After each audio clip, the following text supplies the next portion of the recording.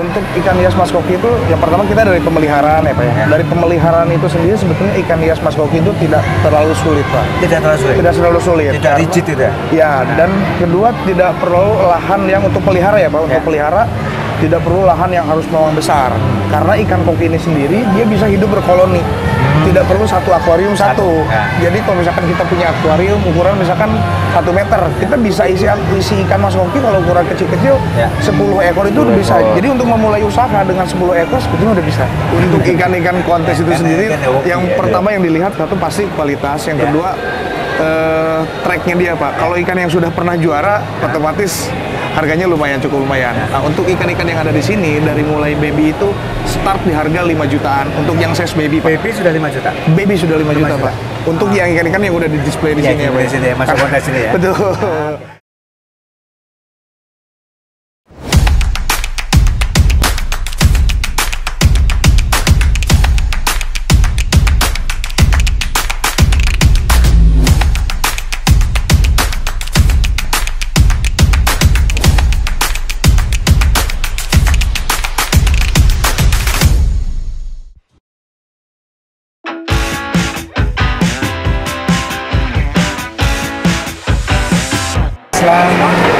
Assalamualaikum warahmatullahi wabarakatuh. Kembali berjumpa bersama untuk obrolan bersama. Kali ini saya dengan Budianto Mas ikan hias. Sebelah kiri saya Mas Budianto, Ketua Panitia Kontes Ikan Mas Koki hari ini. Mas Koki Pak. Ya. Dan sebelah kiri kanan saya adalah Mas Imam selaku Ketua Asosiasi. Nah, kita akan berbincang-bincang ikan Mas Koki ya. Ini satu komoditas ikan hias yang digemari oleh masyarakat Indonesia dan mempunyai potensi untuk ekspor. Betul. Ya. Di kontes ini juga ada 2 peserta internasional, yaitu ada dari Filipina dan dari Vietnam. Saya mulai dari Mas Budianto selaku Ketua Panitia ya. Ini adalah kontes yang keberapa dari sekian rencana agenda di tahun ini, di 2024. Kemudian apa yang menjadi penekanan di kontes kali ini di Racer Ikan Hias ini? Baik. Untuk kontes kali ini kita bertemakan Goldfish Carnival. Goldfish Carnival itu ini kontes pembuka di tahun 2024. Kebetulan dari beberapa komunitas untuk kontes offline-nya, karena kan ada kontes online juga Pak. Ada online juga? Online juga. Tapi untuk kontes offline-nya kita adalah kontes pembuka di tahun 2024 dari beberapa rangkaian acara di tahun 2024. Kurang lebih seperti itu Pak. Terima kasih Mas. Dari Mas Imam. Iya Pak. Organisasi ikan Mas Koki ini komunitasnya berkembang sejak sejak masa pandemi. Masa pandemi? Iya, 2019. Oke. Iya. Anggotanya berapa ya? Anggotanya sekitar kurang lebih 150 anggota. 150. Dari beberapa negara. Kita bicara tentang kontes ya, ada asosiasi, ada panitia ya. Nah, ini jurinya dari mana? Juri. Ya. Untuk juri kita libatkan dari beberapa wilayah. Ya. Yang pertama kita pakai juri dari Tulungagung. Ya, dari Tulungagung. Terus satu juri lagi dari Jabotabek. Yang juri kedua juga sebenarnya dari Jabotabek juga, karena beliau baru beda dari Jabotabek. Nah, juri-juri ini sudah mendapatkan sertifikasi atau dalam proses menuju ke sana? Ya. Untuk proses sertifikasi kita sedang menuju ke sana Pak. Jadi sementara ini kita menentukan juri berdasarkan track record dan pengalaman beliau. Kan saya pengalaman itu senior itu. Penggemar ya. Iya Pak. Sebaran dari anggota penggemar ikan Mas Koki ini rata-rata di mana? Yang paling besar sebenarnya? Yang paling besar tetap di Pulau Jawa Pak. Pulau Jawa. Iya, Pulau Jawa, Jabodetabek, Bandung, Surabaya, Tulungagung, Jakarta, Bali. Kalau di luar negeri di Kalimantan, Sumatera, peminat dari Sumatera itu belum sudah mendapat Pak. Iya, sudah ditunggu dari Palembang, Batam, Bengkulu, Lampung. Nah, kemudian rata-rata penggemar Mas Koki itu sebagai hiasan akuarium di rumah atau di kantor. Penggemar ini menempatkan ikan Mas Koki sebagai ikan hias ini di rumah atau di perkantoran atau ini? Bisa umumnya sih di rumah Pak. Umumnya di rumah karena untuk mengobati rasa stres setelah aktivitas harian. Pembeliannya susah nggak sih? Pembayarannya masih gampang juga. Masih gampang misalkan kita hanya untuk menjaga air saja. Jaga air. Jaga air kota Semarang. Jenis, saya mungkin dari jenis mas kopi itu ada berapa? Jenis mas koki, untuk jenis mas koki sebetulnya ada banyak Pak. Banyak? Ya. Tapi untuk yang dikonteskan saat ini itu hanya ada beberapa jenis. Yang paling utama itu ada Oranda. Oranda. Nah, Oranda itu deskripsi seperti apa? Tadi ada contohnya. Nah, Oranda itu, ini pas di samping kita Pak. Oranda Nah, ini Oranda untuk apa? ini kelas junior. Oranda itu ikoniknya ada di kepala. Okay. Kepalanya dia besar, jambulnya besar. Terus dia adalah ikan yang secara anatomi aksesorisnya paling lengkap. Dari mulai kepalanya dia berjambul, terus siripnya dari mulai sirip atas, sirip ekor, sirip analfin, sirip perut, baik yang sirip dayung dia lengkap. Lengkap semua. Ini yang paling digemari dan tingkat pemeliharaannya juga ada challenge yang lebih besar dibanding ikan yang lainnya. Untuk mungkin jenis Oranda ini betul punya nilai eksklusif tersendiri lah Oranda. Kalau yang merah itu apa Mas? Itu sama. Sama Pak, ini termasuk Oranda. Oh, ini Oranda semua. Oranda semua. Nanti jenis bisa kita jadikan ya. Siap. Ini jenis apa? Ini jenis rancu Pak. Rancu. Bisa ada yang Rancu. Betul. Jenis rancu. Jenis rancu. Jenis rancu ini dia mempunyai ikonik yang tadi kita bandingkan sama Oranda ya Pak ya. Oranda kan kenapa saya katakan lengkap aksesorisnya, dia punya sirip punggung juga. Sirip punggung juga. Iya, ini kita biasa namakannya dorsal, sirip punggung. Nah, kalau untuk rancu, dia tidak memiliki sirip punggung. Tapi ikoniknya dia adalah dibentuk kurva. Jadi bentuk badan itu membentuk busur. Ya. Nah, kalau untuk jenis-jenis rancu ini spesifik untuk jenis kontes itu ya makannya apa Mas? Busurnya. Makannya? Ya, makannya apa makannya? Makannya kita kalau misalkan udah mulai lepas dari size baby, kita semuanya full pelet. Size baby itu diukur dari sejak ukuran berapa? Size baby Diukur dari ukuran dari rancu 6 cm. Untuk rancu. Rancu Pak ya? Rancu dari 6 cm sampai 11 cm. Senti ya? Ukuran senti. Bukan usianya? Bukan. Oh, jadi ikan itu berkembang ketika ukuran sudah 6 cm. 6 cm. Karena dia lepas dari fase atau tahapan baby. Tahapan bulanyak Pak. Kalau dari baby itu dari mulai dari 6 sampai 9. Sampai 9 cm? Iya, maksimal 9 cm.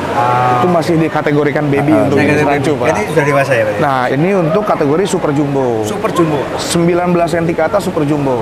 Ikan-ikan yang seperti ini yang jarang ditemui di itu toko-toko tuh Pak. Gitu ya? Kontes ya? Ini apa jenis apa nih?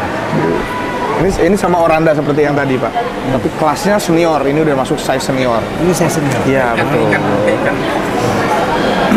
Mungkin jenis yang berbeda lagi Pak. Ada lagi jenis yang berbeda. Ini jenis ryukin Pak. Silakan, ini ikan. Ini jenis ryukin Pak.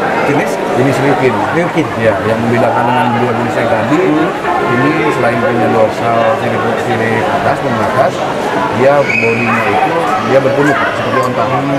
Bagi para penggemar Mas, kopi untuk jenis yang kualitasnya itu bisa mencapai harga berapa? Untuk atau harga mulai dapat ke atas ya. Untuk ikan-ikan kontes itu sendiri, yang pertama yang dilihat satu pasti kualitas, yang kedua tracknya dia Pak. Kalau ikan yang sudah pernah juara, otomatis harganya cukup lumayan. Nah, untuk ikan-ikan yang ada di sini dari mulai baby itu start di harga 5 jutaan untuk yang size baby Pak. Baby sudah 5 juta. Baby sudah 5 juta Pak. Untuk yang ikan-ikan yang udah di display di sini ya Pak. Di sini ya, masuk kontes ini ya. Betul. Kalau yang juara beda lagi tuh Pak. Nilai ekonomi dari ikan mas koki ini ya, kalau kita lihat karena memang satu indah bentuknya ya. Kemudian penghobinya sudah mengembali semakin banyak ya. Dan varietas juga bagus-bagus ya. Satu akuarium, satu ikan dengan sebesar ini ya, itu sudah menghibur nanti. Betul. Nah, ini harga untuk babynya sudah mulai 5 juta, ya kan? Ke atasnya itu adalah bagian dari rasa hobinya. Nah, satu lagi yang kita lihat, ini yang kan jadi kayak varietas yang berbeda. Ini ada ini sama Rio. Ini. Oh ya Demekin nih. Yang ini Pak yang berbeda dari yang lain. Ini. Nah, ini varietas apa ini? Untuk ini jenisnya Demekin, Pak. Demekin, betul. Ini untuk size senior. Size senior ya. Demekin sendiri spesifikasinya kurang lebih seperti Ryukin, tapi dia punya ikonik matanya yang keluar, Pak. Matanya itu lebih besar dibanding yang Ryukin. untuk memelihara ini ya, Iya. pengalaman ya, ini supaya orang-orang teman-teman dari sahabat industri tahu ketika dia mau berusaha, ya kan, faktor risiko usaha mulai usaha untuk ikan hias Mas Koki apa yang harus diperhatikan? Yang harus diperhatikan ya. Untuk ikan hias Mas Koki itu yang pertama kita dari pemeliharaan ya Pak ya. Dari pemeliharaan itu sendiri sebetulnya ikan hias Mas Koki itu tidak terlalu sulit Pak. Tidak terlalu sulit. Tidak terlalu sulit. Tidak rigid tidak. Ya, dan kedua tidak perlu lahan yang untuk pelihara ya Pak. Untuk pelihara tidak perlu lahan yang harus memang besar. Karena ikan koki ini sendiri dia bisa hidup berkoloni. Tidak perlu satu akuarium satu. Ya. Jadi kalau misalkan kita punya akuarium ukuran misalkan 1 meter, kita bisa isi ikan Mas Koki kalau ukuran kecil-kecil Ya. 10 ekor itu udah bisa. Jadi untuk memulai usaha dengan 10 ekor sebetulnya udah bisa. Media pemasarannya udah sosial media udah. Ukuran 40-60 ya. Iya. Ukuran dewasa bisa masuk berapa ikan?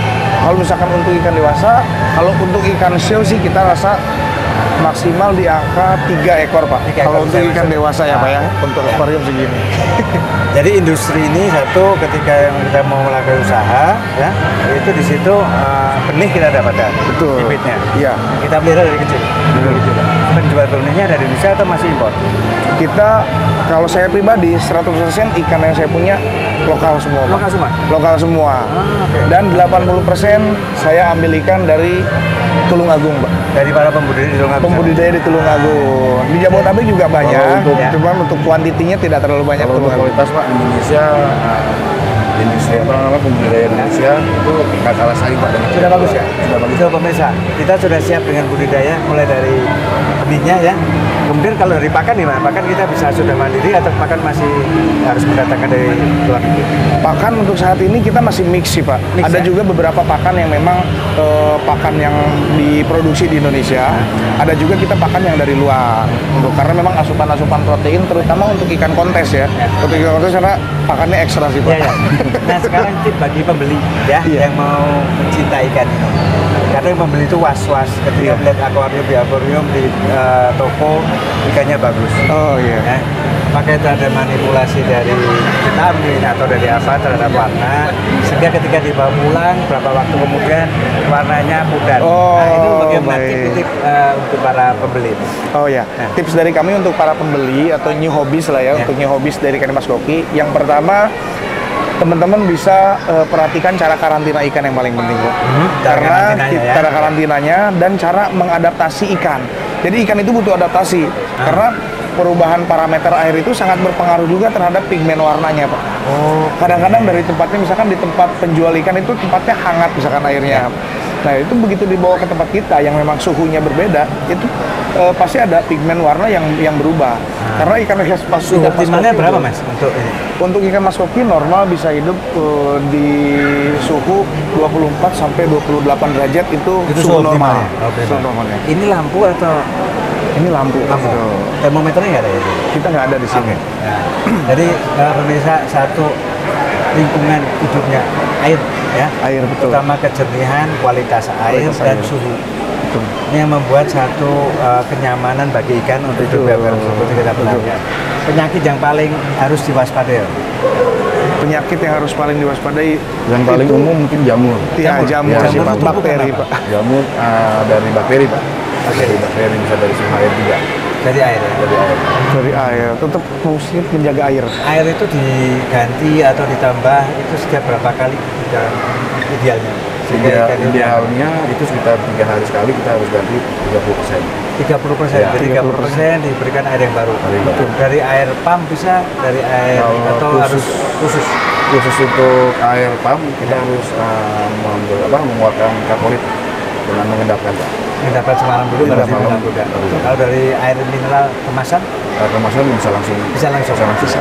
Pemirsa, ini tip-tip bagi para penghobi baru ya. Bagaimana cara memilih di toko ikannya ya, di toko akuariumnya, kehati-hatian, pengetahuan ini menjadi nanti memilih sesuatu yang lebih baik ya kan, yang bagus. Kemudian bagaimana kita memindahkan ke akuarium yang baru. Iya. Perlu juga penyesuaian ikan ini supaya tidak stres. Iya. Ikan ini juga nggak boleh stres, ya kan? Betul, Pak. Ikan ini juga harus happy ketika tinggal di rumah baru, ya.